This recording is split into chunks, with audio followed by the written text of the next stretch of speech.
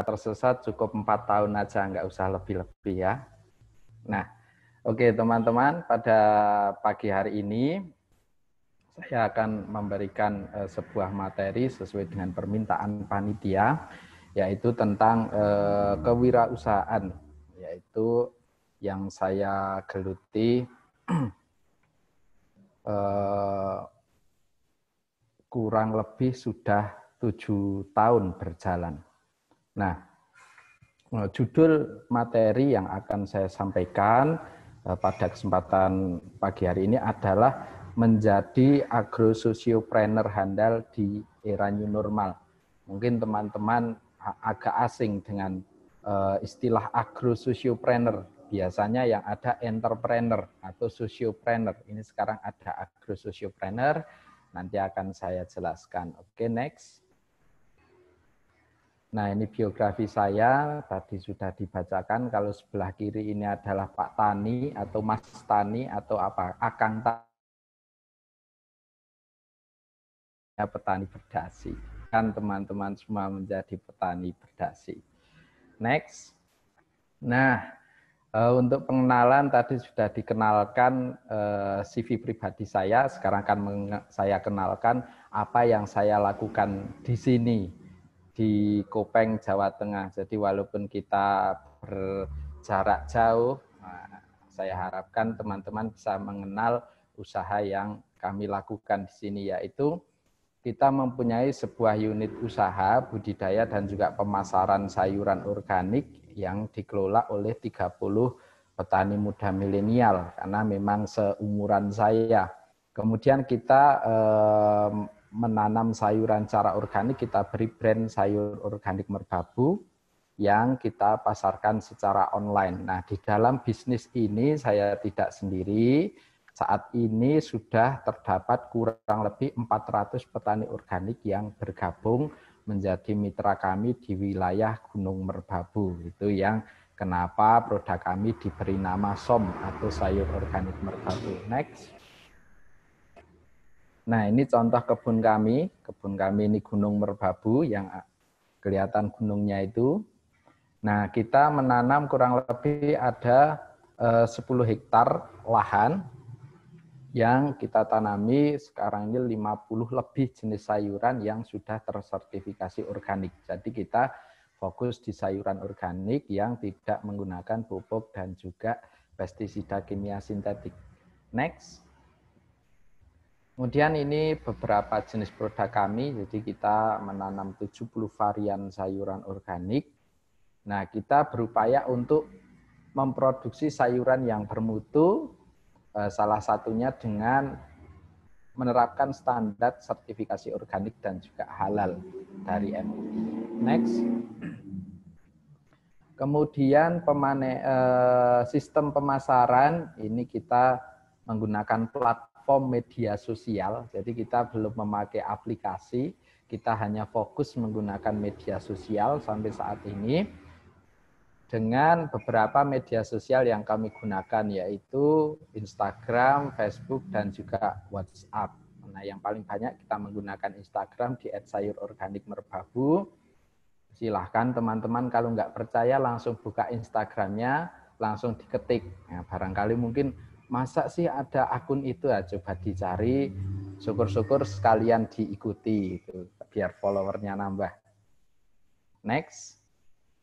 Nah, kemudian untuk distribusi pemasaran, saat ini kita memiliki beberapa agen distributor yang tersebar di beberapa wilayah dengan target tujuan pasar kami online, yaitu rumah tangga, kemudian Horeca, Horeca itu hotel, resto, catering, kemudian juga beberapa supermarket, yang alhamdulillah saat ini omset kami sekitar segitu. Nah, bisa dibaca sendiri, nanti dikira sombong. Next. Nah, mungkin teman-teman banyak yang bertanya, bagaimana saya mengawali bisnis ini sampai menjadi seperti sekarang, walaupun saya juga masih belajar. Ini sebenarnya saya mulai pada tahun 2014. Next. Nah, ini sebelum 2014, sama dengan mahasiswa baru. Bisa cari saya yang ada di mana ini, atau mungkin saya yang moto ya ini. Ya, ini foto pertama saya waktu 3 hari kuliah, mungkin sama seperti teman-teman semua.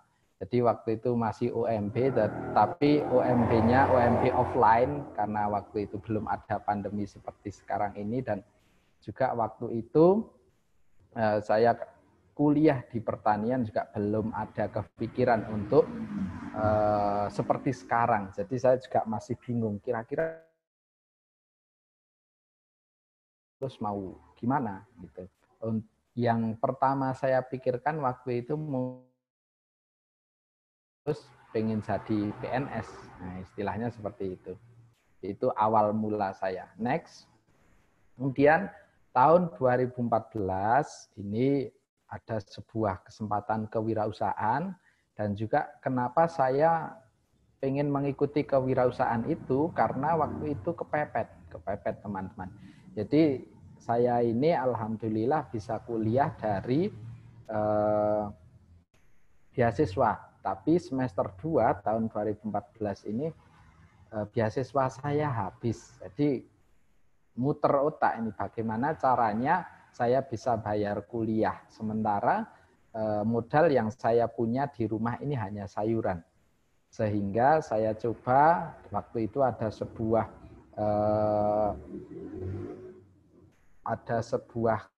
semacam apa ya, kompetisi bisnis, tapi di tingkat fakultas, dan alhamdulillah saat saya mengajukan proposal itu diterima. Jadi saya mengajukan proposal kurang lebih 15 juta, dan apa yang terjadi, saya bisa menjadi juara. Alhamdulillah, amplop saya buka modal usahanya, dan yang saya terima hanya 1,5 juta. Jadi 15 juta, nolnya gelinding 1. Ini menjadi sebuah malakama ini. Apa istilahnya, nggak tak terima sudah menang, tak terima kok kurang, akhirnya mau nggak mau modal 1,5 juta ini saya putar lagi, kira-kira mau buat apa. Akhirnya saya gunakan untuk membeli sebuah alat pengemas sayur atau hand wrapper. Kemudian saya coba jualan ini namanya di tempat saya ini Agrik Party. Jadi setiap tahun ada kegiatan pentas seni, semacam pesta panen anak pertanian. Jadi waktu itu ada kesenian tari-tarian, ada live music, dan masih banyak lagi. Nah, saya coba menyewa satu stand untuk jualan sayur. Apa yang terjadi? Alhamdulillah, saya pertama kali membuka stand sayur, rame sekali pengunjungnya karena ada pentas seni, ada pentas musik, dan masih banyak lagi. Alhamdulillah rame. Jadi sayuran ini yang difoto ini yang saya bawa kurang lebih ada 4 kontainer sayur atau 4 keranjang sayur ini. Alhamdulillah karena rame ini yang terjual hanya setengah keranjang. Jadi memang rame pada joget-joget, nggak rame beli sayur maksudnya. Itu. Nah, karena sayur yang saya coba jual ini tidak laku semua, akhirnya keesokan harinya saya coba jualan di depan rumah, istilahnya buka lapak lah. Walaupun waktu itu belum ada buka lapak, saya coba buka lapak. Jadi yang teman-teman lihat ini, yang sebelah kanan ini meja milik saya, sebelah tengah, sebelah kiri ini mejanya milik tetangga. Jadi saya coba pinjam mejanya tetangga, sayuran yang saya kemas cantik-cantik ini saya coba jual di pinggir jalan. Dan apa yang terjadi? Karena waktu itu hari Sabtu weekend, dan kebetulan tempat kami ini tempat wisata, rame lagi. Rame yang liwat maksudnya. Jadi yang beli juga sedikit. Satu hari saya jualan sayur, waktu itu awal mula pagi sangat cerah, kemudian mendung tiba seperti hati saya yang galau, karena nggak laku-laku, akhirnya turun hujan, saya tinggal tidur. Kemudian kurang lebih jam 3 sampai jam 6 saya dibangunkan ibu. Dibangunkan bahwa sayurnya laku, wah saya langsung 100%. Biasanya kalau teman-teman bangun tidur kan ada yang 25% dulu, 50% dulu. Saya langsung 100%, saking senengnya. Dan apa yang terjadi? Ternyata lakunya itu tidak semua, melainkan hanya 30.000. Sehingga sayur-sayur yang ada saya tampilkan ini menjadi sebuah kenangan yang sangat berharga bagi saya. Dan kembali ke tanah menjadi kompos. Karena memang daya tahannya tidak lama. Itu pengalaman saya. Tapi saya karena satu kali coba jualan langsung gagal, yang kedua coba jualan di depan rumah gagal, saya coba yang lainnya. Bisa di next. Nah, ini saya coba jualan jadi kang sayur keliling, jadi tukang sayur keliling. Jadi ini tasnya, ini helmnya, ini jaketnya, ini motornya, ini orangnya. Ini diperankan oleh orang asli, ini bukan figuran. Ini saya coba jualan langsung dari rumah ke rumah. Nah, kenapa saya menggunakan tas gunung waktu kuliah? Jadi bisa ditanyakan ke teman-teman saya untuk verifikasi. Apakah benar ini kuliah pakai tas gunung? Saya selalu menggunakan tas gunung supaya apa? Kalau dimasukkan sayur ini muat banyak. Jadi selain bawa buku, laptop isinya sayur. Jadi sebelum masuk kuliah, waktu itu kalau kuliah jam 9, saya coba jualan keliling di perumahan-perumahan. Apa yang terjadi? Resikonya telat. Kalau telat nggak boleh masuk kuliah. Nah ini jangan ditiru hal-hal yang seperti ini. Karena biasanya entah bannya bocor, ada apa istilahnya gangguan pada motor, dan masih banyak lagi. Itu perjuangan saya coba jualan sayur untuk biaya kuliah. Next. Nah, kemudian 1 tahun berjalan, alhamdulillah permintaan semakin meningkat. Saya bisa mengajak teman-teman dan kurang lebih 2 tahun berjalan ini, istilahnya saya bisa mendapatkan hasilnya. Dan tidak hanya itu, ya lumayan ini. Jadi tidak hanya cover boy atau model-model majalah, tapi juga petani ini juga bisa masuk di majalah. Salah satunya majalah Trubus ini yang saya tidak mengira. Saya suka waktu itu pas awal kuliah, saya juga suka majalah Trubus karena pengen tahu dunia pertanian ini seperti apa. Tapi kurang lebih tahun 2017 saya bisa masuk di salah satu majalah tersebut. Ini menjadi sebuah kebanggaan bagi saya. Next. Kemudian juga bisa diliput media online juga. Next. Kemudian diliput media televisi, berbagai televisi. Next. Dan juga alhamdulillah, walaupun istilahnya saya kuliah sambil berbisnis, ini juga tidak menghalangi saya untuk bisa tepat waktu, kemudian juga alhamdulillah komlot dan bisa menjadi salah satu mahasiswa lulusan terbaik waktu itu. Itu sebuah kebanggaan bagi saya. Jadi tidak ada istilahnya alasan kalau kita berwirausaha waktu kuliah ini akan menunda waktu kuliah kita. Jadi kita harus pintar membagi waktu antara berbisnis dan juga kuliah. Karena tupoksi utama sebenarnya kita kondisi saat ini untuk teman-teman semua adalah menuntut ilmu sebanyak-banyaknya di bangku kuliah. Next. Kemudian ini tahun 2019 dari hasil saya bertani organik lumayan bisa jalan-jalan ke luar negeri ke Taiwan. Ini bersama dengan para petani-petani muda di seluruh Asia. Next. Ini beberapa foto saya bersama dengan teman saya. Ini dua-duanya dari Korea. Mungkin ini teteh-teteh ini senang sekali sama yang Korea-Korea. Nah ini kebetulan bisa foto bareng 2 orang teman saya. Ini orang Korea semua. Dan mereka petani semua. Yang cewek ini ternyata di sana petani kentang. Yang cowok ini di sana petani cabai dan juga semangka. Tapi di sana nanamnya teman-teman itu sudah keren sekali. Jadi saya pernah chattingan dengan mereka. Saya tanya, kamu lagi apa? Aku lagi nyemprot tadi cabai. Kamu kok sambil istilahnya chat dengan saya, apa bisa? Bisa. Ternyata nyemprotnya pakai drone. Dan dia nunggu di dalam mobil. Jadi drone-nya sudah autopilot, nunggu di dalam mobil sambil chattingan dengan saya, kasihkan videonya ke saya. Wah, luar biasa sekali. Saya yakin teman-teman juga suatu saat pasti bisa seperti itu. Next. Kemudian ini beberapa dokumentasi dengan para tokoh-tokoh nasional di bidang pertanian. Ada Bapak Menteri Pertanian sebelumnya, ada Bapak Gubernur, ada Dirjen Hortikultura Kementerian Pertanian. Next. Kemudian ini beberapa waktu yang lalu dan juga sempat viral juga. Yang pertama ini Bapak Gubernur kami Jawa Tengah, Bapak Ganjar Pranowo. Ini dengan tiba-tiba ini berkunjung ke tempat kami, kemudian selang kurang lebih 2 minggu ini Menteri Pertanian kita saat ini Bapak Syahrul Yassin Limpo juga main ke lahan kami untuk menengok kegiatan yang kami lakukan. Next. Kemudian tindak lanjutnya ini beberapa dokumentasi. Next.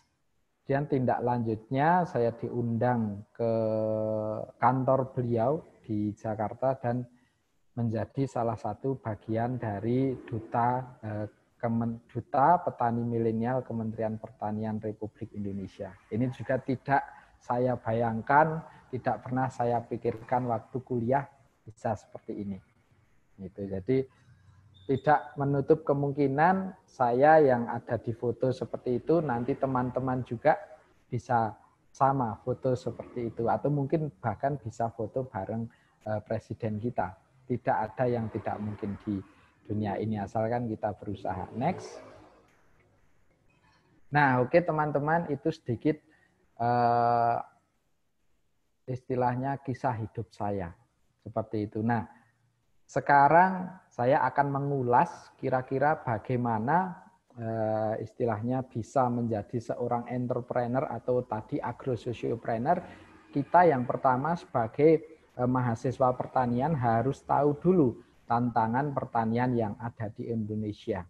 Saya tidak menyebut masalah, tapi saya menyebut tantangan supaya teman-teman semua ini tertantang untuk menyelesaikan masalah-masalah pertanian yang ada di Indonesia. Yang pertama, pertanian kita saat ini mengalami penurunan luas lahan. Tidak hanya itu, selain lahannya menurun, agroekosistemnya juga menurun atau kesuburannya menurun.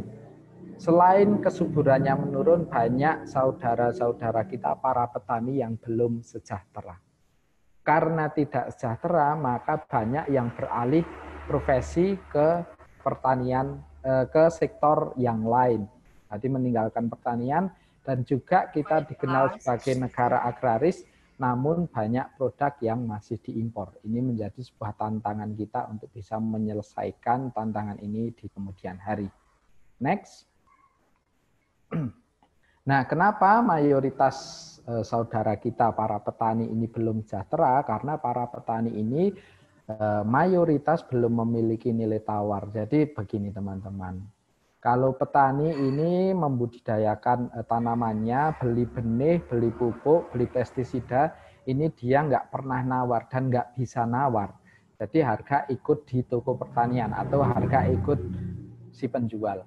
Namun pada saat menjual hasil panennya terjadi lagi.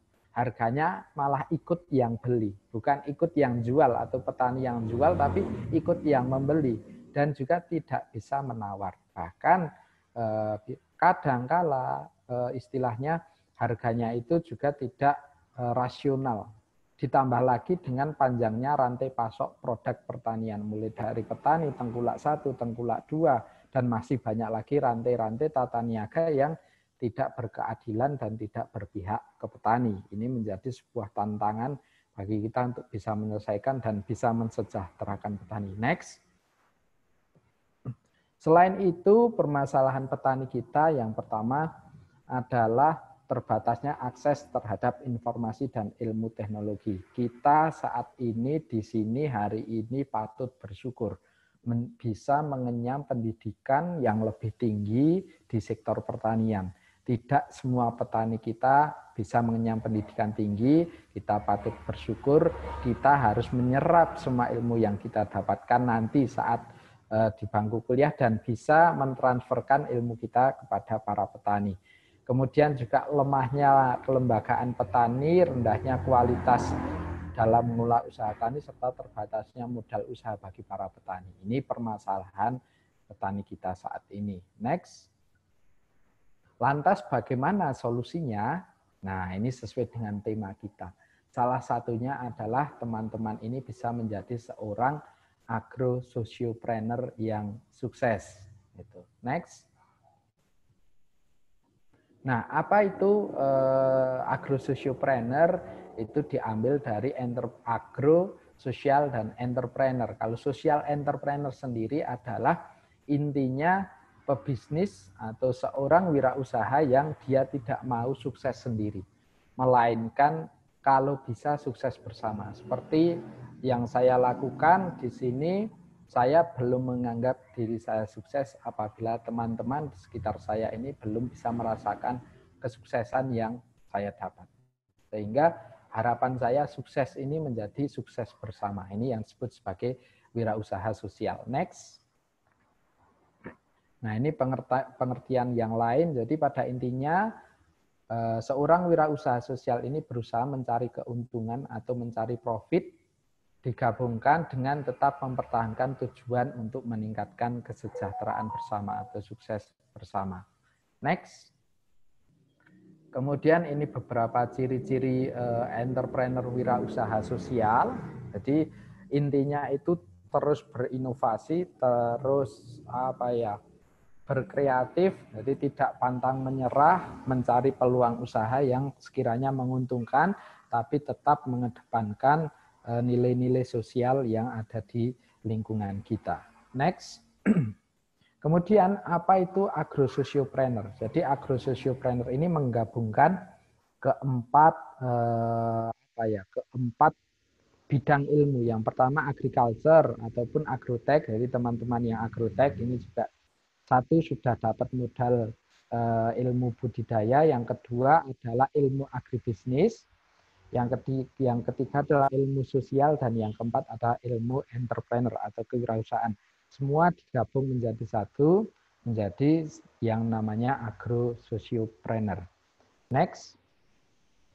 Kemudian siapakah agro-sociopreneur? Ini generasi petani yang intinya ini melek teknologi seperti sekarang ini teman-teman generasi milenial, bahkan generasi Z, dan juga mampu memberikan pembaharuan dan juga mampu meningkatkan kesejahteraan para petani. Next. Kemudian mengapa agro-sociopreneur sebagai tawaran dan solusi? Ini yang penting. Mahasiswa pertanian dapat berperan sebagai penggerak ekonomi pertanian. Jadi teman-teman ilmunya yang didapat di bangku kuliah dimaksimalkan untuk bagaimana kita bisa menciptakan peluang usaha. Kemudian bisa mengatasi permasalahan sosial dan ekonomi petani yang akhirnya bisa membuka lapangan usaha dan juga lapangan kerja bagi orang lain. Ini yang dinamakan agro-sociopreneur. Next. Kemudian bagaimana langkah-langkahnya menjadi agro-sociopreneur? Yang pertama, satu, kita harus cari peluang usaha. Yang kedua, mengembangkan konsep bisnis. Kemudian yang ketiga, mendefinisikan arti sukses. Dan juga bagaimana mengukurnya. Jadi teman-teman mungkin bisa sambil bermimpi saat membuka usaha. Misalkan saya ingin membuka usaha, nanti kalau sudah sukses pengen punya mobil atau pengen punya yang lain. Ini menjadi sebuah penyemangat kita. Tapi untuk agro-sociopreneur ini juga bagaimana mendefinisikan kesuksesan ini juga untuk orang lain. Kemudian mengumpulkan sumber daya yang tepat, menjalankan bisnis secara konsisten. Jadi jangan gonta-ganti. Walaupun memang yang namanya berbisnis tidak akan mulus pada awalnya, berproses. Tapi kita harus istilahnya konsisten. Kemudian memastikan tujuan bisnis ini tercapai dengan terus berkreasi dan juga berinovasi supaya bisnis kita bisa berjalan dengan baik. Next. Kemudian, nah ini teman-teman, kira-kira teman-teman mau bisnis di mana? Ini pemilahannya. Jadi ini untuk mahasiswa agribisnis nanti pasti dapat mata kuliah ini yang namanya subsistem agribisnis pertanian. Di situ dibagi menjadi beberapa sektor. Ada yang namanya teman-teman ini subsistem input produksi. Jadi misalkan teman-teman suka mencangkok, suka membuat bibit, suka membuat benih, atau suka membuat pupuk. Nah ini cocok di sini. Kemudian ada subsistem usaha tani yang membudidayakan tanaman seperti yang saya lakukan di sini. Ini untuk teman-teman mahasiswi yang suka mengolah produk pertanian bisa membuka bisnis di pengolahan hasil. Nah, teman-teman yang dari agribisnis ini bisa membuka usaha distribusi dan juga pemasaran. Jadi tidak hanya mungkin harus nanam sendiri kemudian jual sendiri, tidak, bisa membantu menjualkan produk pertanian. Selain itu juga ada subsistem jasa dan layanan pendukung. Misalkan nanti kalau sudah kuliah ingin jadi PNS, ingin jadi dosen, ingin kerja di perbankan, ingin kerja di yayasan, ini menjadi subsistem jasa layanan pendukung. Nah, kemudian agrosociopreneur ini ada di 4 subsistem ini. Jadi tentukan sesuai dengan passion teman-teman masing-masing kira-kira mau di bidang yang mana. Karena kita tidak bisa mengambil seluruhnya. Jadi harus kita pilih utamanya yang satu, kita akan di mana. Next. Kemudian juga mengenali potensi pertanian di daerah masing-masing. Jadi teman-teman tidak harus seperti saya jadi tukang sayur, enggak. Jadi teman-teman bisa menggali potensi yang ada di teman-teman. Misalkan ada hortikultura, ada tanaman pangan, kemudian ada untuk pakan, ada tekstil, ada bioenergi, ada agrowisata juga. Jadi sangat banyak sekali peluang-peluang usaha di sektor pertanian, tergantung teman-teman ingin apa. Next. Kemudian teman-teman mungkin bingung bagaimana awal mula saya membuka sebuah usaha. Nah ini juga nanti pasti didapat teman-teman di mata kuliah entrepreneur. Jadi ada yang namanya bisnis model kanvas, ini bisa nanti dipelajari lebih lanjut untuk bagaimana kita bisa menata bisnis kita supaya lebih tertata dan juga bisa berjalan dengan baik. Namanya bisnis model kanvas. Kalau saya jelaskan ini menghabiskan 12 SKS, waktunya nggak cukup. Bisa dipelajari sendiri dulu atau mungkin pasti mendapatkan di bangku kuliah. Next. Kemudian apakah masih berpeluang seorang sarjana pertanian ini menjadi seorang agrosociopreneur? Masih, terutama ditinjau dari masalah regenerasi petani. Kita tentu tahu, mungkin nonton di TV, nonton di YouTube, nonton podcast, nonton yang lain-lain, ini banyak generasi muda yang enggan untuk menjadi seorang petani. Bahkan enggan yang terjun atau kuliah di Fakultas Pertanian. Jadi teman-teman saat ini sudah masuk ke gerbang pertama, gerbang pilihan. Jadi orang-orang pilihan yang ada di sini, saya lihat 450 calon pahlawan negeri ada di sini. Next. Kemudian juga kenapa lebih berpeluang, karena ini kita lihat dulu. Dari segi regenerasi petani tadi, petani kita saat ini grafiknya itu semakin turun. Jumlahnya semakin turun, kemudian persentase umur petani juga sekarang ini teman-teman perlu kita ketahui 61% ini lebih dari 65 tahun. Jadi bisa bayangkan 20 tahun lagi akan seperti apa pertanian kita kalau nggak ada petani. Kalau teman-teman nggak terjun di pertanian, siapa yang mau menanam padi? Masa kita harus impor terus? Kemudian juga pendidikan petani. Ini paling banyak adalah tidak tamat SD. Ini yang selalu saya katakan kita harus selalu bersyukur bisa mendapatkan kesempatan mengenyam pendidikan yang lebih tinggi di sektor pertanian. Kemudian berbeda halnya, kalau tadi grafik jumlah petani, ini jumlah penduduk. Jadi yang namanya penduduk, saya yakin mau di Indonesia, mau di mana, grafiknya pasti naik. Karena grafiknya naik, ini otomatis yang mau makan ini semakin sedikit, tapi yang memproduksi pangan itu semakin sedikit. Next. Jadi kalau saya analogikan tadi teman-teman, kurang lebih 16 juta petani ditambah sekarang ini 257 juta petani. Jadi saya katakan satu petani ini akan menghidupi 10 penduduk Indonesia. Kalau 10 petani ini hilang atau 10 petani beralih profesi, akan ada 100 penduduk yang kelaparan. Sehingga kami anggap petani ini pahlawan pangan Indonesia. Jadi teman-teman ini menjadi istilahnya salah satu mahasiswa di jurusan kepahlawanan atau jurusan hero.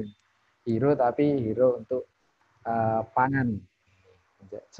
Menjadi sebuah kebanggaan teman-teman bisa kuliah di pertanian. Next.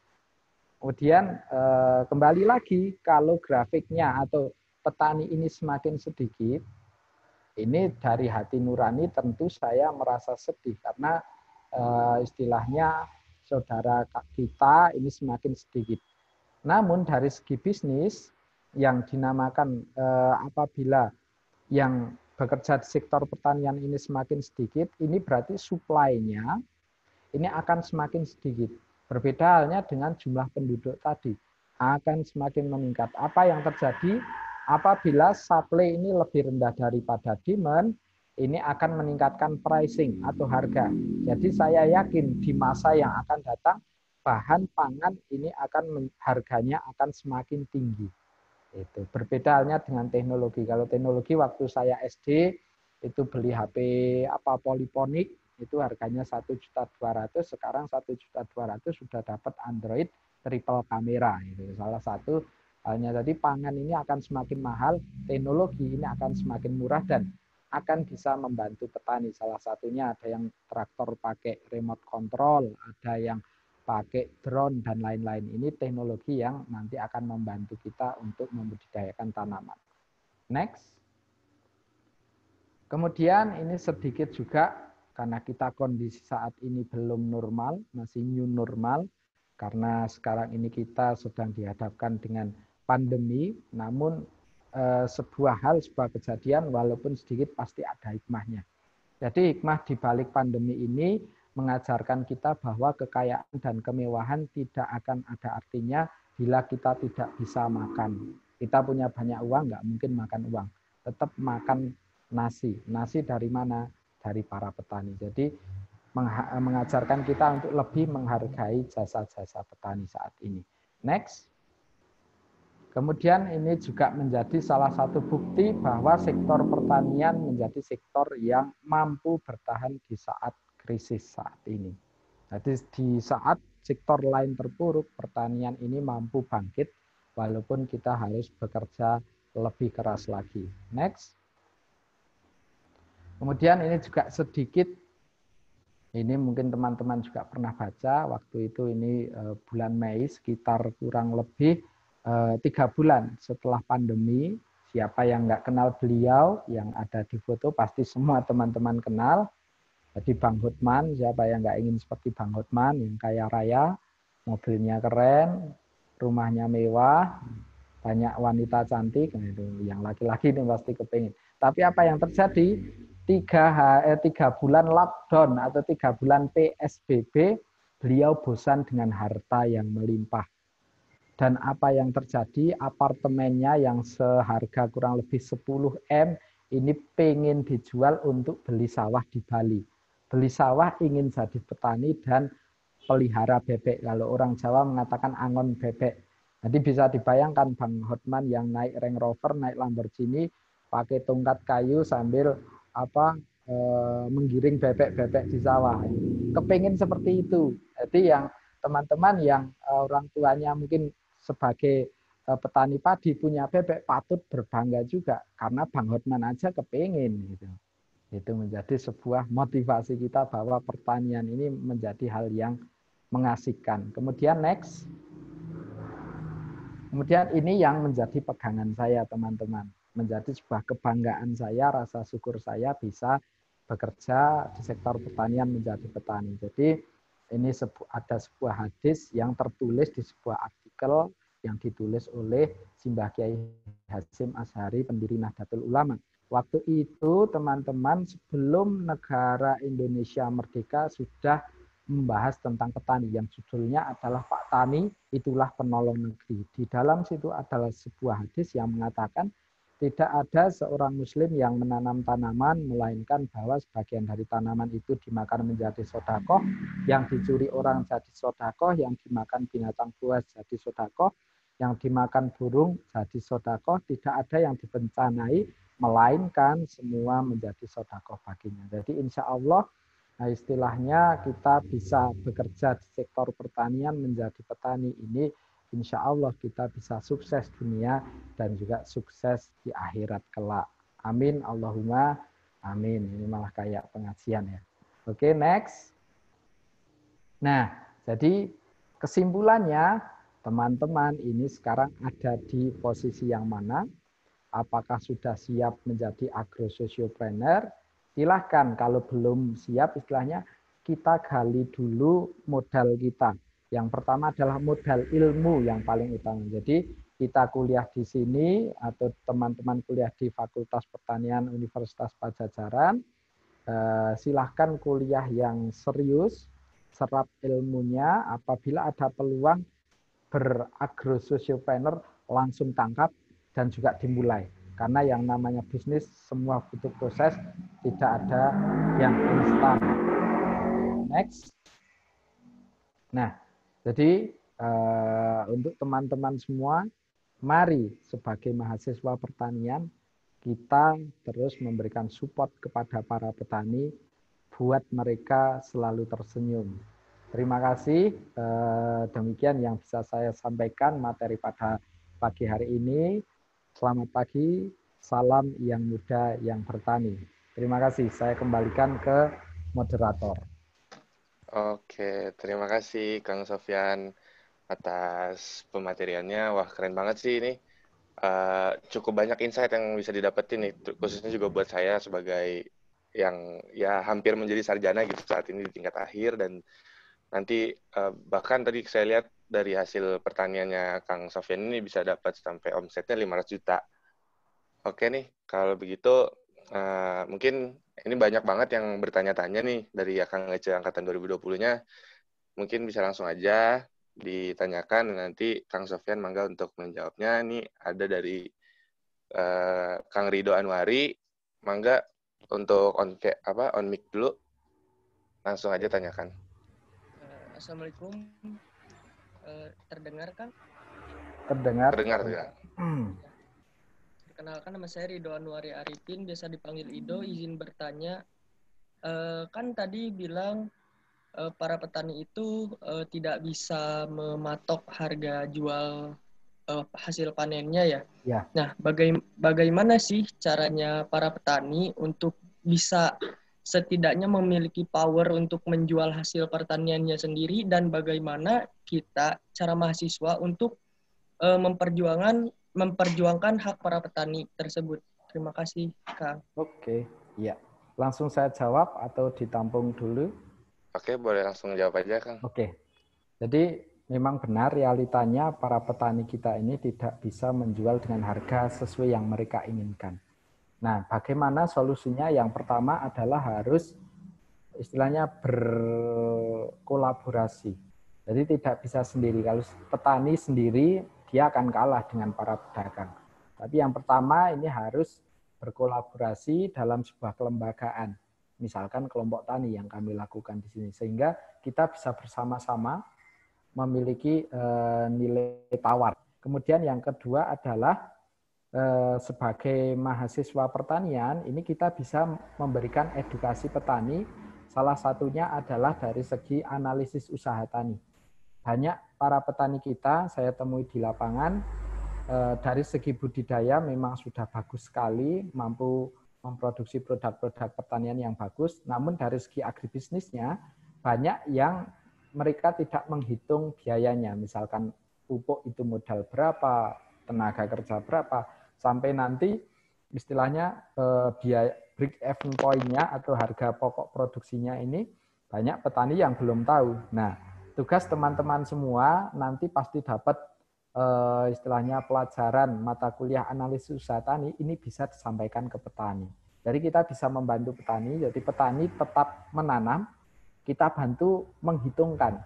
Jadi misalkan Pak, kalau nanam cabai ini biasanya butuh pupuk berapa, kita tulis semua, kita rinci, sampai kita bisa tahu analisis usaha taninya. Setelah kita tahu analisis usaha taninya, berarti kita bisa istilahnya memberikan patokan harga yang menguntungkan. Misalkan kalau cabai ini HPP-nya 8.000, berarti kalau di harga 12.000 ini petani sudah untung 4.000. Itu kemudian juga bagaimana produk pertanian kita ini bisa mendapatkan harga yang lebih berbeda dengan produk yang lain, ini dengan memproduksi produk pertanian yang bermutu. Salah satunya yang kami lakukan di sini dengan memproduksi produk sayuran organik. Jadi sayuran organik ini dikenal sebagai salah satu sayuran yang istilahnya segmennya adalah kelas menengah ke atas. Sehingga kita bisa memberikan pricing yang lebih tinggi dan juga lebih layak bagi para petani. Seperti kondisi saat ini teman-teman, mungkin juga banyak yang melihat di televisi atau di media sosial, banyak yang mengeluhkan harga produk pertanian turun. Misalkan tomat di daerah kami saat ini yang konvensional ini harganya Rp600 dan petani tidak bisa apa-apa karena memang harga ditentukan oleh tengkulak. Berbeda halnya dengan mitra-mitra yang di tempat kami membeli tomat ini dengan harga tetap Rp6.000 sampai Rp8.000. Dengan modal menanam tomat ini per kilonya adalah Rp4.000.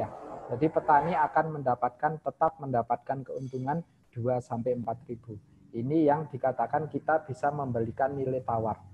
Dan dari segi harga ini kita balik. Kalau istilahnya tengkulak atau pedagang ini pasti membeli semau mereka dengan harga mereka. Kalau kami dibalik. Tadi kita ajari dulu analisis usaha taninya, petani mau ambil untung berapa.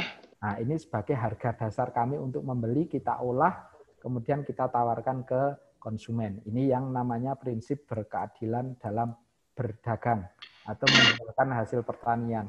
Karena apa? Karena yang membutuhkan istilahnya proses sangat panjang atau proses yang sangat berat ini adalah di para petani kita. Kalau misalkan saya di bagian pemasaran ini tugasnya tidak seberapa dengan perjuangan para petani. Sehingga profit terbesar ini kami berikan kepada para mitra petani kami. Itu yang pengalaman kami. Apakah ada tambahan mungkin?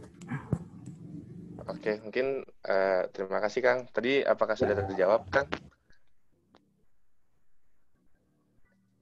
Jadi intinya, udah, Kang. Terima kasih banyak. Oke. Jadi intinya dari pertanyaan tadi, si petani ini harus berkolaborasi dan juga petani ini harus memiliki wawasan ya cukup luas gitu. Oke, selanjutnya mangga untuk Kang Ibrahim nih, mangga langsung bertanya. Assalamualaikum warahmatullahi wabarakatuh. Waalaikumsalam warahmatullahi wabarakatuh. Alhamdulillah kedengeran. Oh, iya. Izin bertanya Kang, kan tadi disebutkan bahwa salah satu tantangan pertanian yang terjadi di Indonesia itu masih banyak kita masih banyak memasukkan produk impor. Jadi sebenarnya saat ini itu kendala apa sih yang membuat Indonesia masih banyak mengimpor untuk memenuhi konsumsi pangan itu sendiri? Apakah emang dari produksi dalam negerinya yang tidak mencukupi atau memang terkendala kondisi kualitasnya begitu, Kang? Ya, oke. Jadi alasan mengapa sampai saat ini banyak produk pertanian impor masuk di Indonesia ini ada berbagai banyak alasan. Yang satu pasti karena kebutuhan dalam negeri ini tidak mencukupi, sementara produksi kita belum memenuhi target. Katakanlah kedelai. Kedelai ini konsumsi per kapita kita kurang lebih satu orang ini 9 kilo per tahun. Nah, dengan 9 kilo ini ternyata tempat kita ini belum mampu karena memang kedelai ini tanaman subtropis dan membutuhkan istilahnya panjang hari yang lebih banyak.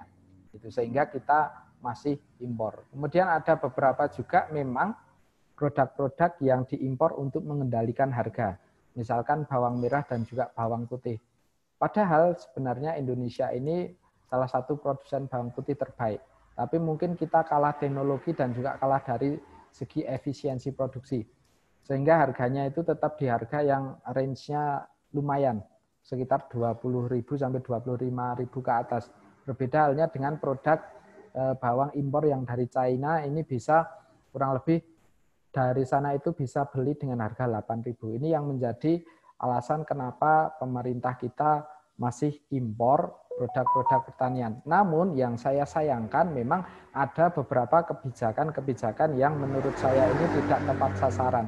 Mungkin teman-teman pernah membaca waktu itu saat kabinet kerja sebelumnya, itu pernah Menteri Pertanian kita menyatakan bahwa kita surplus beras, kita surplus pangan. Tapi apa yang terjadi, Kementerian Perdagangan dengan data mereka ini mengatakan bahwa kita defisit pangan, dan apa yang terjadi, keran impor dibuka. Ini menjadi kebijakan yang sebenarnya tidak saya setujui. Jadi ada berbagai hal impor. Jadi menurut saya impor ini tidak apa-apa, karena yang namanya kita hidup multi negara, jadi kita bisa impor asalkan istilahnya seimbang, atau mungkin kita bisa surplus. Jadi selain kita impor, kita juga bisa ekspor supaya nilai tukarnya itu surplus. Jadi tidak banyak yang diimpor, melainkan banyak yang diekspor. Nah, produk-produk pertanian kita dengan sumber daya alam kita yang luar biasa ini sebenarnya mampu untuk kita ekspor. Berbagai produk yang sudah diekspor mulai dari beras, sayur, buah, sektor perikanan, ini semua ternyata masuk pangsa ekspor ini diterima.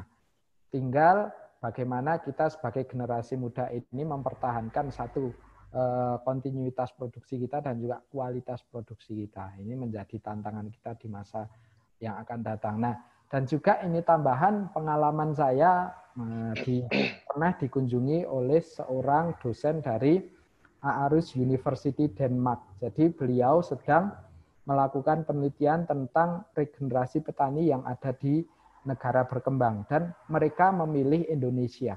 Kenapa mereka memilih Indonesia? Karena orang-orang di negara Eropa, terutama para peneliti-peneliti di bidang pangan, ini mereka percaya bahwa Indonesia ini bisa menjadi lumbung pangannya dunia. Kenapa? Karena kita diberikan sumber daya alam yang luar biasa. Kita bisa menanam apapun, kapanpun, dimanapun, tidak tergantung musim. Ini menjadi sebuah modal kita untuk bisa memajukan sektor pertanian kita. Yang orang luar negeri aja istilahnya kepingin bangga bisa mendapatkan produk pangan dari Indonesia, sementara kita sendiri malah ingin beralih profesi ke yang lain. Jadi menjadi sebuah hal yang terbalik. Dan ini menjadi motivasi saya bahwa dengan di tangan-tangan para pemuda tani atau para petani milenial, para mahasiswa pertanian ini, saya yakin 2050 atau 2045 Indonesia ini bisa menjadi lumbung pangannya dunia. Amin. Oke, terima kasih Kang. Jadi tadi kalau misalkan kata Kang Sofyan ini, kalau faktor dari banyak produk impor ini sebenarnya nggak masalah dan banyak disebabkan oleh banyak faktor gitu. Salah satunya itu jumlah antara pertemuan produksi dan juga permintaan ini nggak pernah ketemu, dan juga ada kebijakan yang nggak sinkron juga antara pemangku jabatannya. Seperti itu sih. Oke, selanjutnya ini dari Raffi Rashidi, mangga. Assalamualaikum warahmatullahi wabarakatuh. Waalaikumsalam warahmatullahi wabarakatuh. Perkenalkan, nama saya Raffi Rashidi dari Agroteknologi. Saya ingin bertanya, tadi kan dijelasin tuh bahwa kehidupan petani belum sejahtera, ya itu kan termasuk tantangan petani di Indonesia. Nah, kira-kira menurut Kang, solusi apa yang sekiranya diambil pemerintah agar kehidupan petani itu sejahtera? Kan dilihat dari kegunaan petani di Indonesia juga sangat berpengaruh bagi kita semua. Kita tanpa petani kan kita nggak mungkin bisa hidup. Ya. Nah, kira-kira kebijakan apa dari pemerintah yang bisa membuat atau bisa merubah kehidupan petani itu bisa menjadi sejahtera sih? Terima kasih, Kang. Iya.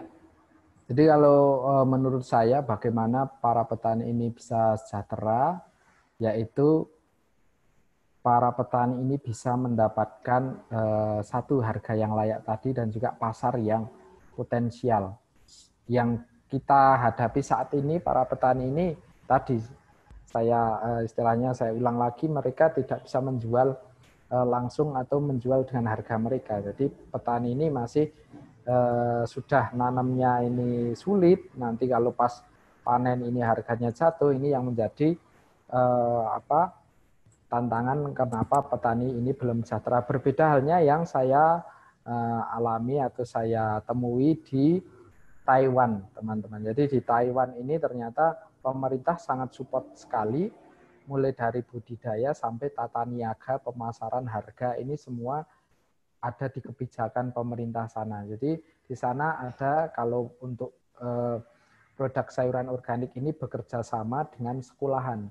Jadi di sana ada sebuah istilahnya peraturan pemerintah yang mengatakan bahwa para siswa mulai dari TK, kalau di sini mulai dari TK sampai SMP ini harus mendapatkan asupan makanan dari sekolahan, jadi tidak jajan, nggak boleh jajan. Jadi di sekolahan ini harus menyediakan jasa catering. Kemudian cateringnya ini bekerja sama dengan perusahaan catering, jadi tidak sekolahan sendiri yang mengelola, tapi bekerja sama dengan perusahaan catering. Nah, perusahaan catering ini kebijakan pemerintah di sana harus menggunakan produk sayuran organik, karena dengan sayuran organik diharapkan generasi muda, generasi kecil sampai muda ini mendapatkan asupan nutrisi yang baik. Nah, dari mana sayurnya? Sayurnya ini didapatkan dari kelompok tani yang ada di sana. Jadi semua tata niaganya ini terstruktur. Kemudian juga di sana menerapkan subsidi, tapi bukan subsidi produksi seperti yang di tempat kita. Di sana memberikan subsidi harga. Jadi misalkan dari perusahaan catering ini mampunya membeli sawi harga 30.000, sementara HPP sawi di sana itu mungkin 29.000, ini kan mepet. Nah, pemerintah memberikan subsidi, jadi membeli di petani ini 35.000 atau 34.000. Kemudian menjual ke perusahaan catering yang akan mendistribusikan pangannya ke sekolahan-sekolahan, ini tetap di harga 30.000. Jadi pemerintah memberikan subsidi 4.000. Jadi petaninya tetap jalan berproduksi, nggak mendapatkan subsidi produksi misalkan pupuk ataupun pestisida dan yang lain-lain. Petani akan tetap berproduksi karena dia mendapatkan harga beli yang menguntungkan. Ini yang pengalaman saya di Taiwan. Ini mungkin menjadi sebuah sistem yang bagus apabila kita bisa terapkan di Indonesia. Oke, baik. Terima kasih Kang atas jawabannya. Oke, mungkin ini akan untuk pertanyaan 1 sampai 2 pertanyaan ke depan lagi terakhir. Selanjutnya ini ada dari Sylvia. Mangga, Ce. Ya, selamat pagi, Kang. Sebelumnya Selamat sudah pagi. terdengar jelas suara Ya, saya? Jelas sekali. Iya, saya Sylvia dari Prodi Agroteknologi bertanya. Tadi kan saya melihat relasi Kang Sofyan yang sangat luar biasa sampai pemerintah juga itu gimana sih Kang caranya Kang Sofyan bisa rajin menggeluti bidang pertanian hingga mampu meningkatkan minat pembeli maupun menjaga kepercayaan antar entrepreneur di bidang pertanian bahkan pemerintah tersebut. Mungkin seputar tips mekanisme kerjasamanya, Kang. Iya, Terima oke. kasih. Jadi berkaitan dengan kerjasama kami baik di tingkat kecamatan dengan penyuluh kecamatan, kemudian dengan dinas pertanian kabupaten, dengan dinas pertanian di provinsi sampai ke kementerian, ini kita jaga hubungan baik kami dan kita sesuai dengan koridor. Nah, apa yang dimaksud dengan sesuai dengan koridor? Ini baik dari Kementerian Pertanian sampai di tingkat daerah di bidang pertanian ini bisa berkolaborasi apabila kita atau petani ini berkelompok. Jadi petani ini tidak mandiri dalam sebuah wadah, baik itu kelompok tani ataupun gabungan kelompok tani ataupun sebuah asosiasi. Jadi kita harus berlembaga dulu. Kemudian setelah itu kita istilahnya menjaga hubungan baik mulai dari tingkat yang paling rendah. Jadi istilahnya tadi saya bisa diundang di Kementerian Pertanian, enggak tiba-tiba hari ini bikin kelompok tani, besok langsung diundang, tidak. Jadi berproses bagaimana menjaga hubungan baik dengan para penyuluh di tingkat kecamatan, dinas pertanian di tingkat kabupaten, di provinsi sampai akhirnya kami bisa dikenal di tingkat kementerian dengan istilahnya usaha-usaha kami, prestasi-prestasi kami yang kami lakukan di sini, kerja keras kami. Jadi istilahnya dalam kita berlembaga kelompok tani ini istilahnya apa ya? Mohon maaf, banyak kelompok tani yang dibentuk hanya untuk mencari bantuan.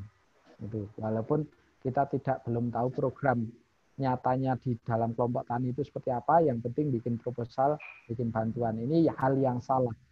Karena pemerintah ini hanya menjadi sebuah fasilitator. Jadi memfasilitasi untuk kita bisa maju gitu.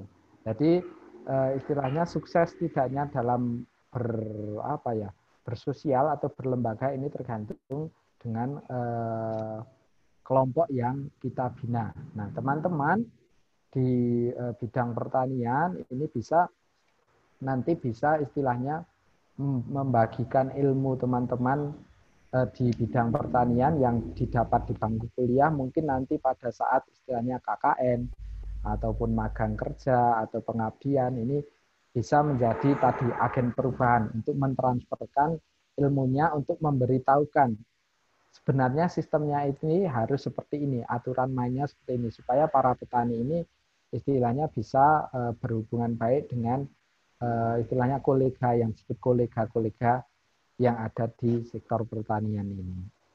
Mungkin tips dari saya seperti itu. Oke, terima kasih Kang Sofyan. Mungkin itu tadi untuk jawabannya, dan ini mungkin mohon maaf nih untuk pertanyaan terakhir satu lagi. Mohon maaf tadi yang belum sempat kebagian bertanya, nanti bisa langsung lanjut aja di Instagramnya SOM ya Kang ya, bisa ditanya di situ Kang ya. Oke, ini untuk pertanyaan terakhir dari Gigi Bayu Bramantia, Mangga. Sebelumnya, apakah suara saya sudah terdengar? Terdengar, jelas. Oh iya, baiklah Kang, saya penasaran kan kalau tadi itu petani itu tidak memiliki daya untuk penawaran. Tetapi di sini juga pernah ada kan peristiwa di berita kalau ada yang membuang hasil panen kayak cabai atau tomat karena tidak sesuai dengan harga jualnya, tidak sesuai dengan keinginan petaninya. Lalu kalau untuk hal itu bagaimana solusi kita? Jadi bagaimana cara kita mensosialisasi gitu ke petaninya bahwa apakah kita harus mengolahnya menjadi yang lebih bernilai atau mungkin kita harus cari pasar atau tengkulak yang lain. Terima kasih. Iya. Oke, pertanyaan yang bagus sekali yang kita alami beberapa bulan sebelumnya sampai saat ini memang seperti itu. Banyak diberitakan viral di media sosial para petani kita membuang hasil pertanian mereka. Kenapa mereka seperti itu? Yang pertama dari rasa kekecewaan, yang kedua mungkin ilmu dan pengalaman mereka yang istilahnya tadi kurang. Karena apa?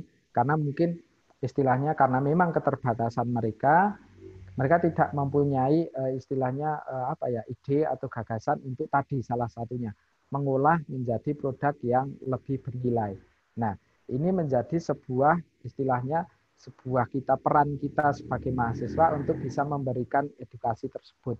Jadi mungkin teman-teman di suatu saat di masa yang akan datang akan menjumpai hal seperti itu. Bagaimana solusinya adalah dengan kita memberikan edukasi kepada petani. Walaupun edukasi kepada para petani ini memang tidak merupakan hal yang tidak mudah. Itu. Kemudian juga kalau dari segi saya sebagai petani juga itu menganggap oknum-oknum petani seperti itu adalah bukan petani sesungguhnya.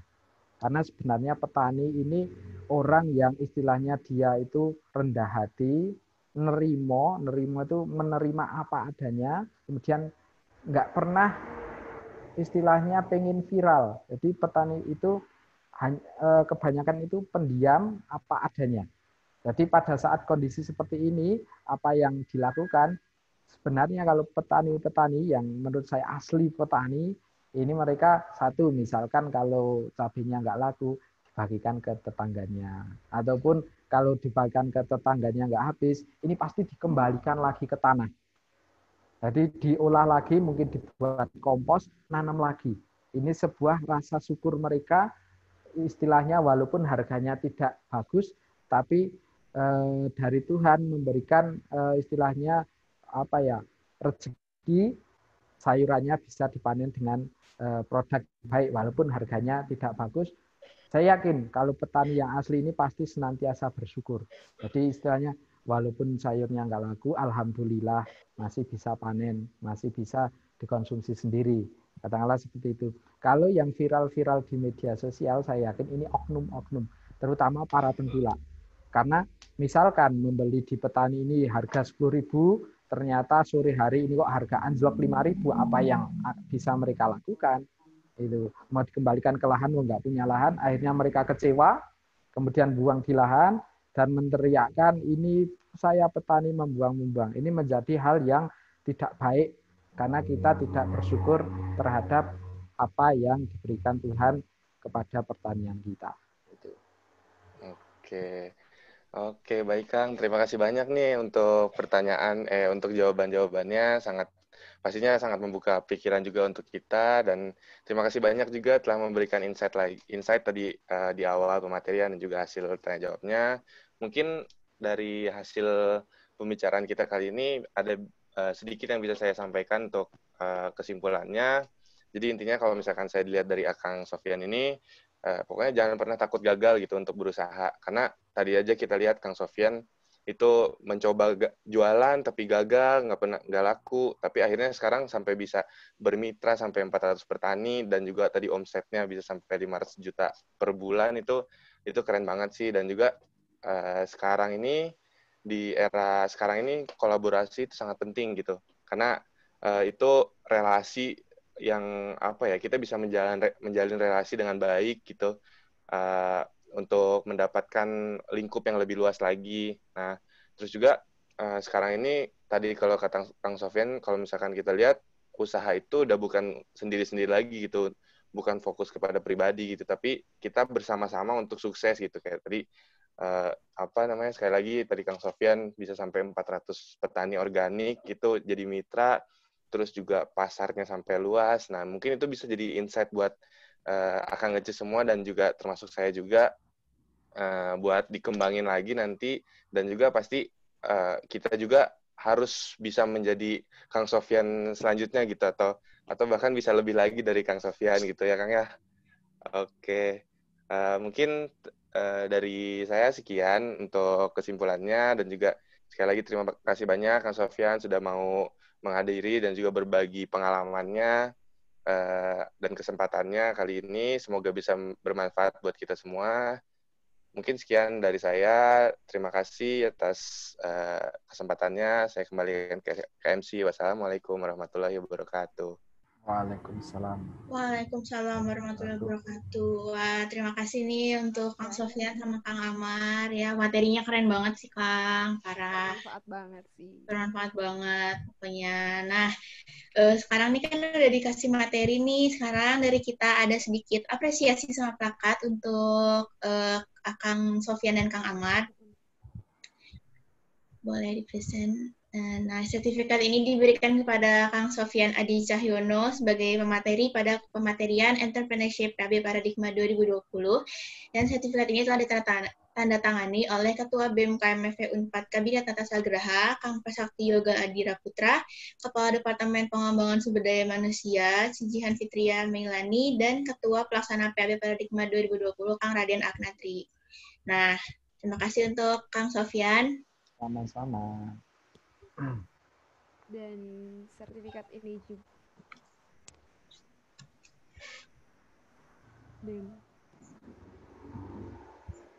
boleh di-share dulu, Cak. Nah, dan sertifikat ini juga diberikan kepada Kang Amar sebagai moderator pada pematerian Entrepreneurship PAB Paradigma 2020. Sertifikat ini telah ditandatangani oleh Ketua BEM KMFP Unpad Kabinet Tata Sagraha oleh Kang Prasakti Yoga, dan ditandatangani juga oleh Kepala Departemen Pengembangan Sumber Daya Manusia oleh Cijihan, dan Ketua Pelaksana PAB Paradigma 2020 oleh Kang Akna. Terima kasih banyak Kang Amar. Terima kasih banyak Kang Amar dan Kang Sofyan. materinya bermanfaat banget kan, Akang Ece. Dicatat kan pasti? Pasti dong, Pokoknya tadi ada yang nulis-nulis soalnya. pokoknya bermanfaat banget. Soalnya emang tadi aku juga dengerin kayak, wow, keren banget sih materinya. Menjadi agrosociopreneur handal di era new normal gitu. Kayak, apalagi baru, mungkin ada yang kayak baru denger, apa tuh agrosociopreneur gitu kan. Dan bukan hanya ilmunya aja yang bisa didapat, tapi semangatnya. Kayak Wah, semangatnya semangatnya. bisa Boleh dicontoh. Harus dicontoh, ini harus dicontoh. Hashtag yang muda yang bertani. Asik. Yang muda yang bertani, asik. Mantap, Ceme. Oke. Nah, kan saya udah dengar materi ini. Sekarang bakal mau ada yang masuk lagi nih, Ce. Benar. Jadi fokus lagi yuk. Ya, didengerin. Ada yang mau ngomong lagi. Jadi, ya. Akang Gacanya. Enggak.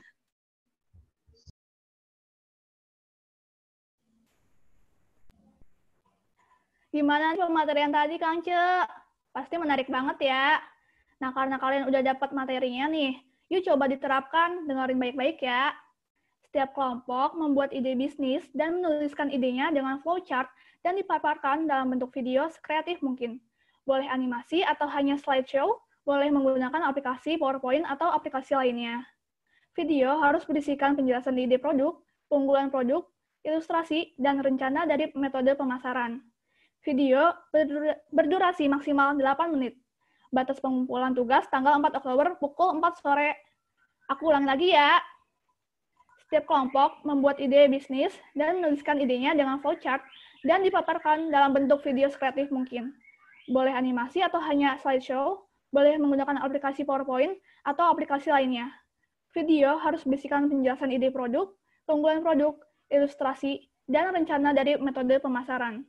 Video berdurasi maksimal 8 menit. Batas pengumpulan tugas tanggal 4 Oktober pukul 4 sore.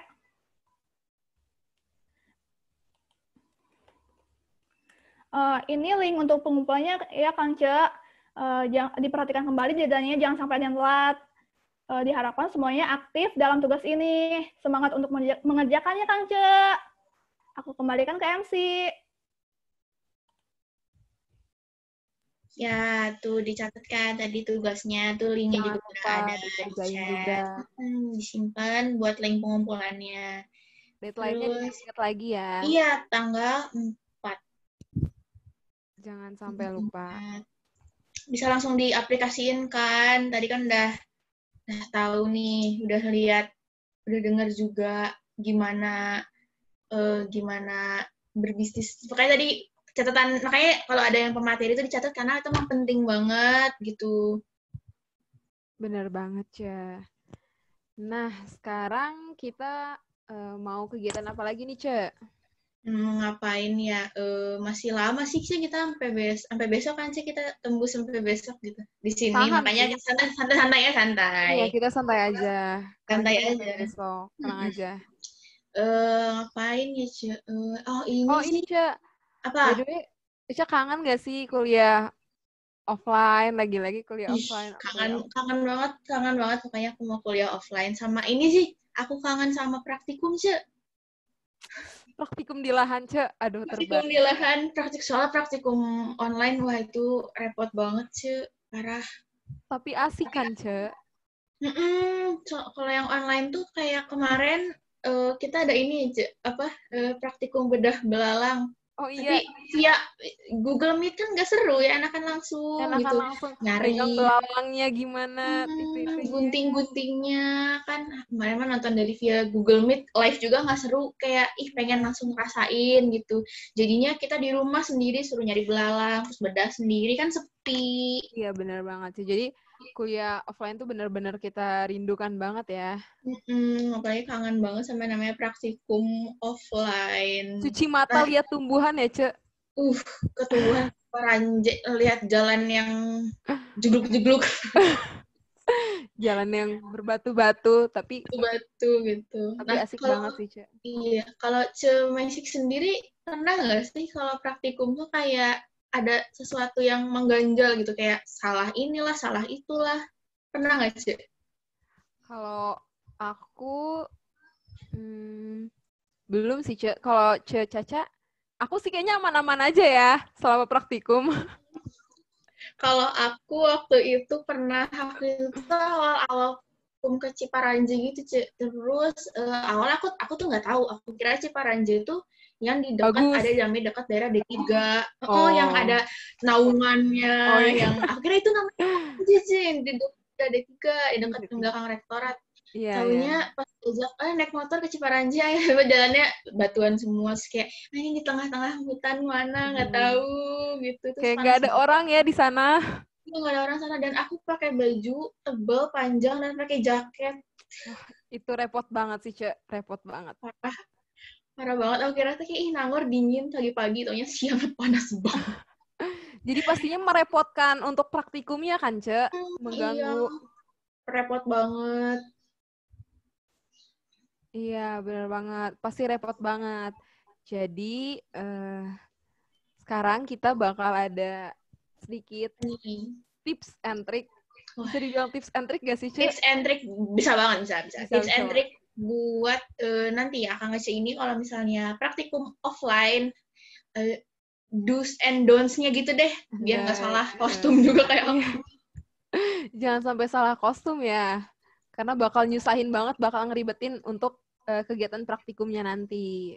Nah, kita ini punya video gitu, namanya Maexta. Nah, ini tuh boleh ditonton. Nah, itu linknya udah di-drop di chat. Boleh ditonton dulu, Kang Ce.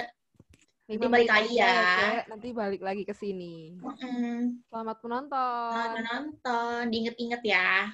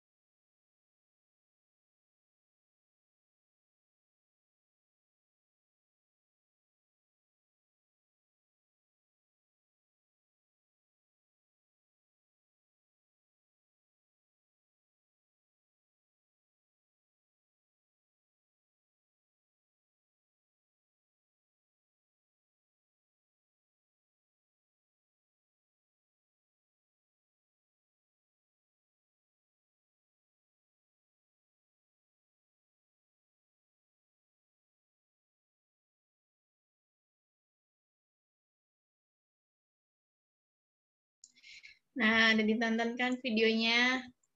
Kalau ada yang belum selesai, boleh disimpan lagi videonya buat nanti kan bisa tonton berkali-kali. Tadi kayaknya ada ini nih, pemeran mahasiswa rajin. Mana nih, Cemay6 nih? Tadi ada Cemay6 loh, guys. Kalian lihat nggak mahasiswa rajin? Rajin, Cemay6 sih rajin tahu. Mana sih Cemay6, Cek? Tadi ada, Cek, mahasiswa rajin, Cek.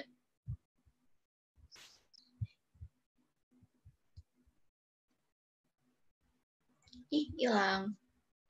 Bentar. Nah, tadi tuh kan dijelasin gitu kan, ada beberapa tips and trick biar kalian itu nyaman pas lagi praktikum offline. Praktikum. Biar nyaman pas praktikum. Jangan pakai sendal, jangan pakai baju yang riweuh gitu. Dan jangan nggak diikat kayak Cemay6. Please itu. Mahasiswa rajin. Ya, itu tuh jangan dicontoh ya. Kok jangan dicontoh? Jadi, Mahasiswa bener-bener jangan rajin. dicontoh. Contoh Cemay6 mahasiswa rajin. Kayak yang tadi rambutnya harus diikat, pakai pakaian. Jangan. Pakai pakaiannya yang jangan yang ribet-ribet, yang santai. Iya. Yang...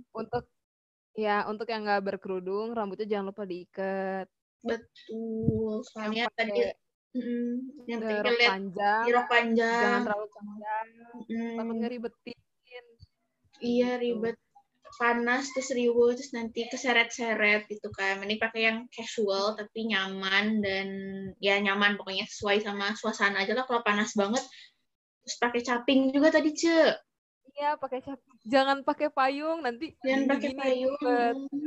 Riuh tadi juga ini ngengklek megang payung tapi ini nyangkul kan susah. Jatuh-jatuhan. Ya, nanti nggak fokus nyangkulnya. Jadinya riuh rungsing sendiri. Kenapa sih payung gini-gini?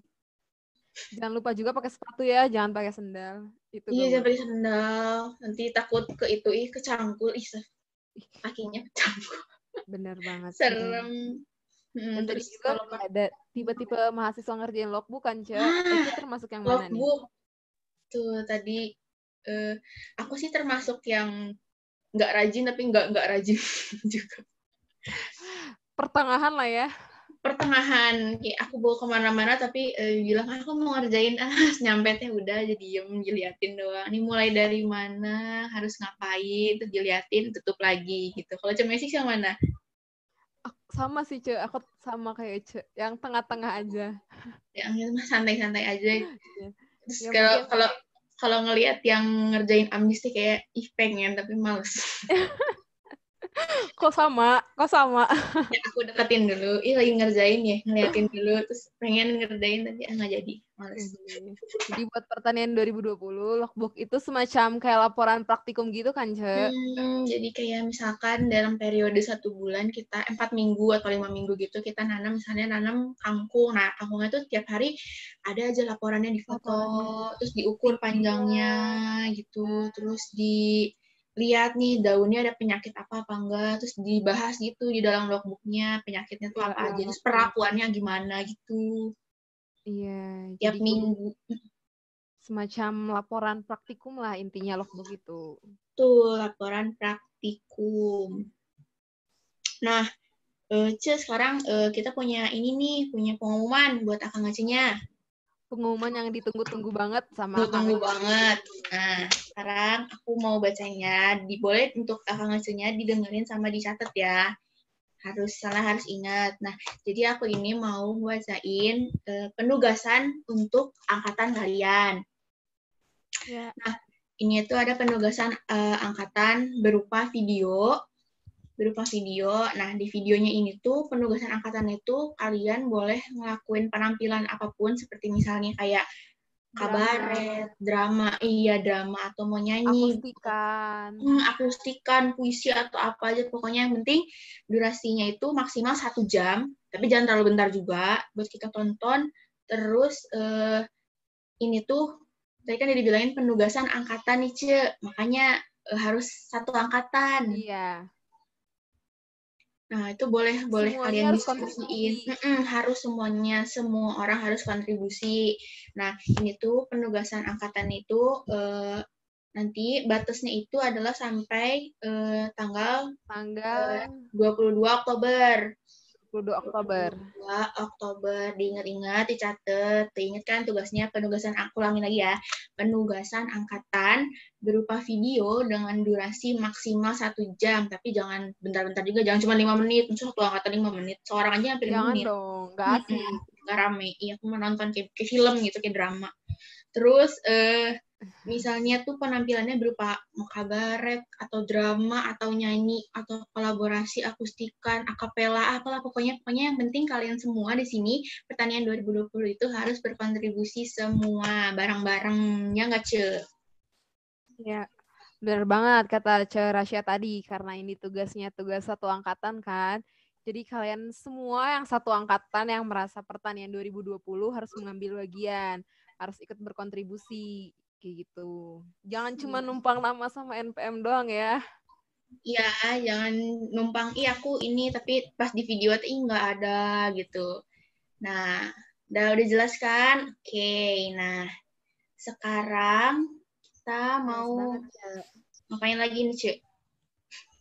Masih mau lanjut kan? Belum pada capek kan? Masih jam segini. Masih jam berapa ini? Pagi, masih pagi. Kayak baru tadi sholat subuh gitu. Ini sih pagi sih buat anak pertanian kayak gini, belum masuk jam pertanian. Jam segini tuh jam-jamnya kelahan. Siap-siap ya, siap-siap mau kelahan. Siap-siap kelahan. Jangan ngantuk. Kang Ce senyum dulu dong. Aku pengen lihat senyumnya masih udah jam segini senyum. Gitu. Ini masih pagi loh Kang Ce. Jangan kendor semangatnya. Kita aja masih semangat ya, Ce. Semangat. Mau sampai besok. Nggak mau live dari Zoom. Ayo kalian nggak boleh ya. Nyampe besok juga. Nggak boleh. Oke, tapi ini sih bentar lagi udah jam waktunya makan siang. Jadi untuk itu kita bisa cukupkan acaranya. Sebelum itu, bulan atau kesan-pesan dari hari ini gimana? Boleh Ce? Yang mau ada nggak yang mau menyimpulkan kesan-pesan atau sedikit rangkuman dari hari ini? Dari kegiatan PAB ketiga kali ini kan? Saya volunteer. Boleh banget Kang. Mangga perkenalan dulu Kang. Rido. Assalamualaikum warahmatullahi wabarakatuh. Selamat pagi Kang Ece, teman-teman sekalian. Perkenalkan nama saya Ridho Anwari Arifin, biasa dipanggil Ido. Untuk kesan-pesannya ya baik sekali ya kesannya. Jadi kita menambah ilmu dengan narasumber yang berkompeten di bidangnya. Juga pesannya untuk teman-teman semua tetap semangat menjalani hari-harinya sebagai mahasiswa pertanian. Kami cinta Faperta Unpad. Mantap. Mantap banget Kang. Cinta pertanian. Nah, wah cinta Faperta Unpad tuh kayaknya ini akangnya.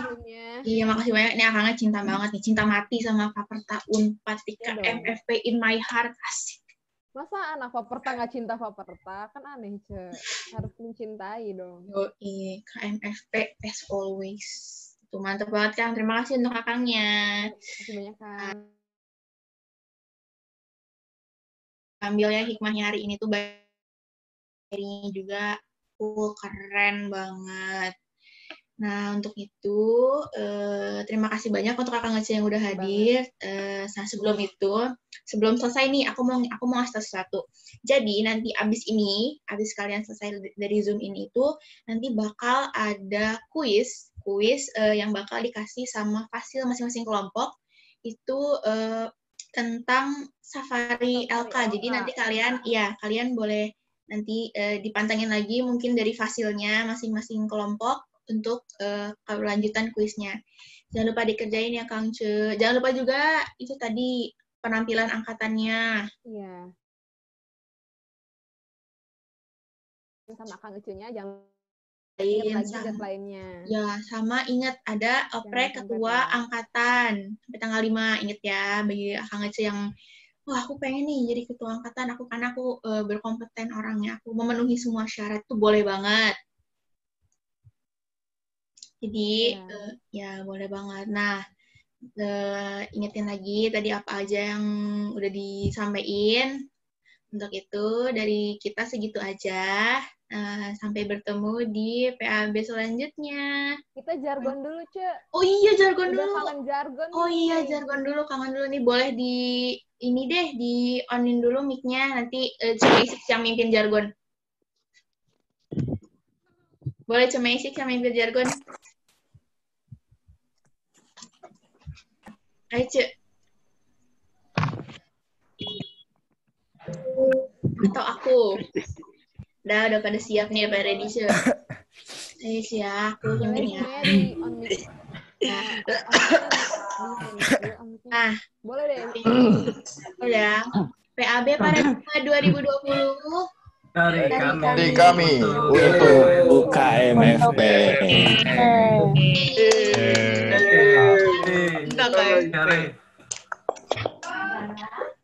Semangat Kang Ridho. Boleh di off-in lagi mic-nya. Terima kasih Akang Ece udah hadir di PAB ketiga kali ini. Jangan lupa ya masih ada PAB selanjutnya. Ditunggu aja infonya. Jangan lupa tugas-tugasnya. Iya, terima kasih sudah boleh live dari Zoom ini. Dadah. Semangat kuliahnya, semangat nugas. Terima kasih Kang Ce. Semangat Ridho. Banyak Kang Ce. Terima kasih Kang Ce. Semangat Ridho. Kang Ce. Rahasia. Semangat Eja. Kang Ce. Semangat Selamat semangat. Ngantuk Ce.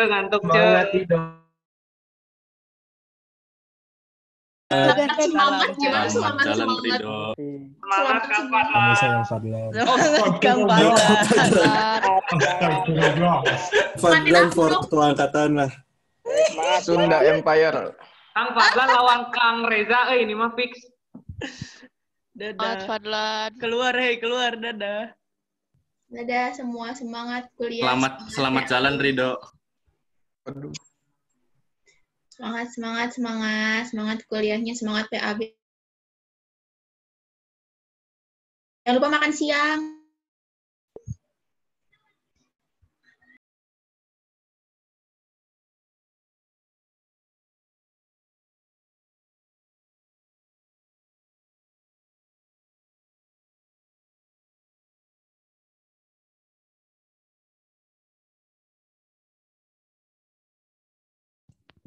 Makasih ya Kang Ce. Sama-sama, semangat.